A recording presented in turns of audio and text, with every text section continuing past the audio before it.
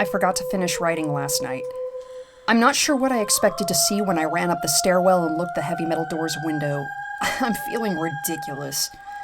Last night's fear seems hazy and unreasonable to me now. I can't wait to go out in the sunlight. I'm gonna check my email, shave, shower, and finally get out of here. Wait. I think I heard something. It was thunder. That whole sunlight and fresh air thing didn't happen. I went out into the stairwell and up the stairs only to find disappointment. The heavy metal door's little window showed only flowing water as torrential rain slammed against it. Only a very dim, gloomy light filtered through the rain. But at least I knew it was daytime, even if it was gray, sickly, wet day. Tried looking out the window and waiting for lightning to illuminate the gloom, but the rain was too heavy, and I couldn't make out anything more than the vague, weird shapes moving at odd angles and the waves washing down the window. Disappointed, I turned around, but I didn't want to go back to my room. Instead, I wandered further up the stairs, past the first floor, and the second, and the stairs ended at the third, highest floor on the building. Looked through the glass that ran up the outer wall in the stairwell, but it was that warped, thick kind that scatters the light, not that there was much to see through the rain to begin with. I opened up the stairwell door and wandered down the hallway. 10 or so thick wooden doors, painted blue a long time ago, all closed. I listened as I walked, but it was the middle of the day, so I wasn't surprised that I heard nothing but the rain outside. I stood there in the dim hallway listening to the rain. I had this strange, fleeting impression that the doors were standing like silent granite monoliths erected by some ancient, forgotten civilization for some unfathomable guardian purpose. Lightning flashed, and I could have sworn that just for a moment, that old grainy blue wood looked just like rough stone. I laughed at myself for letting my imagination get the best of me, but then it occurred to me that the dim gloom and lightning must mean that there was a window around somewhere in the hallway. A vague memory surfaced, and suddenly I recalled that the third floor had an alcove and an inset window halfway down the floor's hallway. Excited to look out into the rain and possibly see another human being, I quickly walked over to the alcove, finding the large, thin glass window. Rain washed down it, as with the front door's window, but I could open this one. I reached a hand out to slide it open, but hesitated. I had the strangest feeling that if I opened that window, I would see something absolutely horrifying on the other side. Everything's been so odd lately, so I came up with a plan. I came back here to get what I needed. I don't seriously think anything will come of it, but I'm bored, it's raining, and I'm going stir crazy. Came back to get my webcam.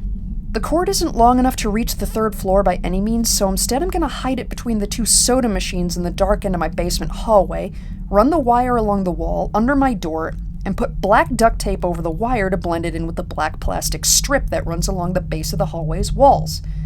I know, this is silly, but I don't have anything better to do. Well, nothing happened. Propped open the hallway to the stairwell door, steeled myself, then flung the heavy front door wide open and ran like hell down the stairs to my room and slammed the door. I watched on the webcam on my computers intently, seeing the hallway outside my door and most of the stairwell.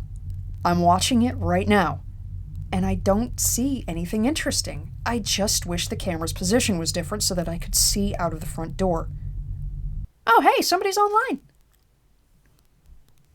I got out an older, less functional webcam that I had in my closet to video chat with my friend online. I couldn't really explain to him why I wanted to video chat, but it felt good to see another person's face.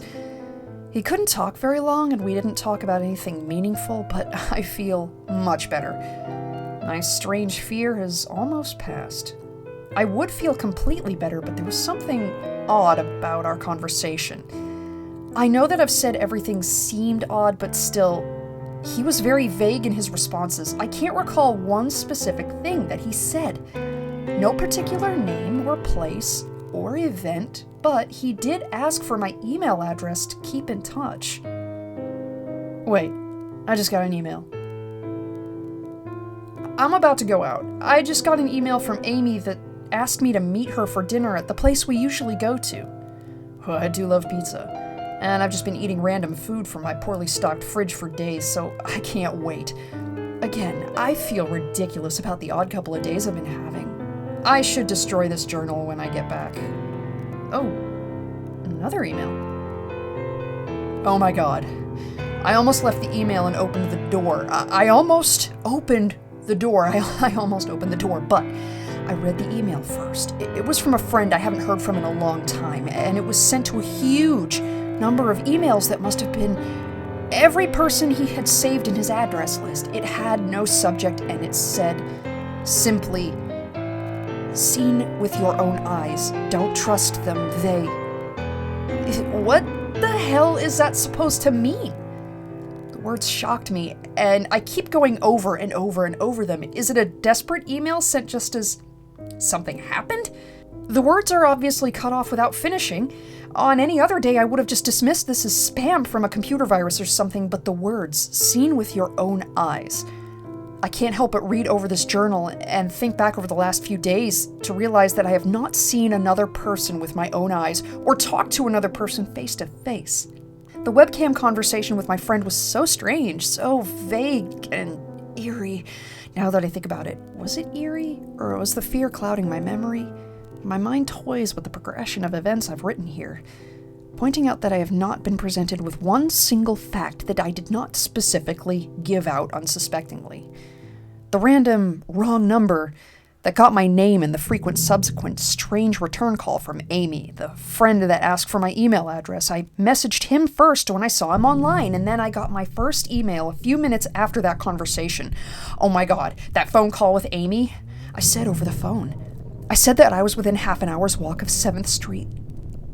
They know I'm near there. What if that's how they're trying to find me? Where's everyone else? Why haven't I seen or heard from anyone in days? No. This is crazy. This is absolutely crazy. I need to calm down. This madness needs to end. I don't know what to think.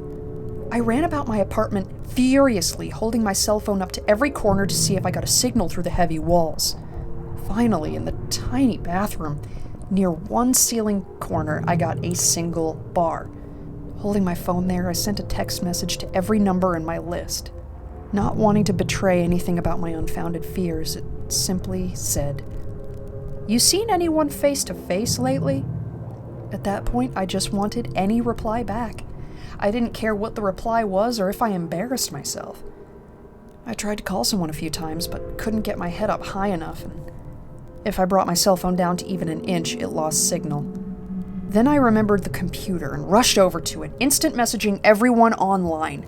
Most were idle or away from their computer, and nobody responded.